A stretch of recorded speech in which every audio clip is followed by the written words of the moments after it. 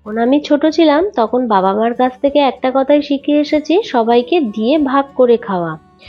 এরকমও দিন গিয়েছিল যে মা হয়তো মনে করলে দুটো রুটি আনতে পারতো, কিন্তু দোকান থেকে এনেছিল একটা পাউরুটি।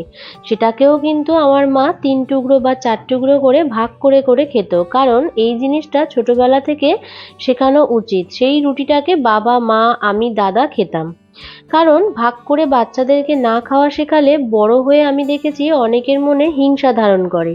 কেন দিয়ে খাবো, এই খাবারটা থাকলে আমার পরেও একটু হবে। তোমরা কি বলো না বন্ধুরা? আমার তো এটাই মনে হয়, এখনকার অনেক বাচ্চারা আছে ভাগ করে খাওয়াই শেখে না। যাই হোক, সেটা তো পরের কথা।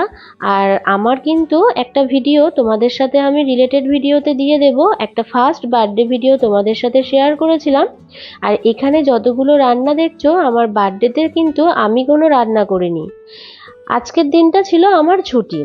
ডাল আর ভাতটা করেছিল আমার পিসি শাশুড়ি, যত রকমের ভাজা করেছিল আমার হাজবেন্ড, আর আমার শ্বশুর মশাই করেছিল চিকেন।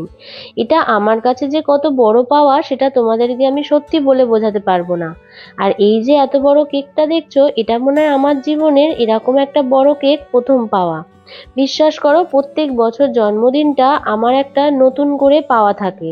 আর এই ছোট ছোট বাচ্চাদের কাছ থেকে যে আমি কি মজা পাই সেটা ভাষায় বলে বোঝানো যাবে না। আর এরা যে কি আনন্দ করে যে কি বলবো। আর এই যে কেকটা দেখছো, এটা আমার স্টুডেন্টের একটা বাবা আমার জন্য পাঠিয়েছে। আমি তো ভীষণ খুশি হয়েছি। আর একটা জিনিস তোমাদেরকে দেখাচ্ছি, এই যে গিফটটা দেখছো, সমস্ত স্টুডেন্ট মিলে কিন্তু এই গিফটটা দিয়েছে। উপরে সমস্ত স্টুডেন্টদের ছবি দেওয়া আছে, ওটা হলো টিচার্স ডে ছবিটা। সবাই সমস্ত স্টুডেন্ট বসে আর কি ছবিটা তুলেছিলাম।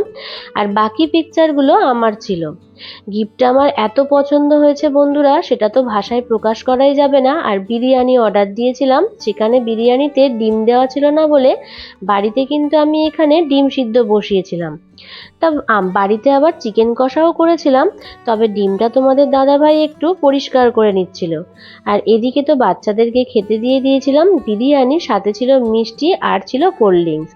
এরা যে কিভাবে খাবার নষ্ট করেছে, আমি তখনও ওদেরকে বোঝাচ্ছিলাম যে যখন খাবি তখন কিন্তু কম কোয়ান্টিটিতে নেওয়ার চেষ্টা করবি, কারণ এরকমও দিন আছে অনেক লোকেরা এইটুকু খাবারও কিন্তু তারা পায় না। তখন ওরা বলল, হ্যাঁ আন্টি, এটা আমরা এবার থেকে বুঝে শুনে করব। যাই হোক, আমার মনে হয় বাচ্চাদের সাথে সাথে এরকম করে মজা করে বোঝালে ওরা মনে হয় অনেকটাই বুঝে উঠতে পারবে। যদি কিছু ভুল বলে থাকি অবশ্যই কমেন্ট করে জানিও। আমার ভিডিওটা কেমন লাগলো সেটাও কমেন্ট করে জানাতে ভুলে যেও না। তাহলে চলো বন্ধুরা, টাটা।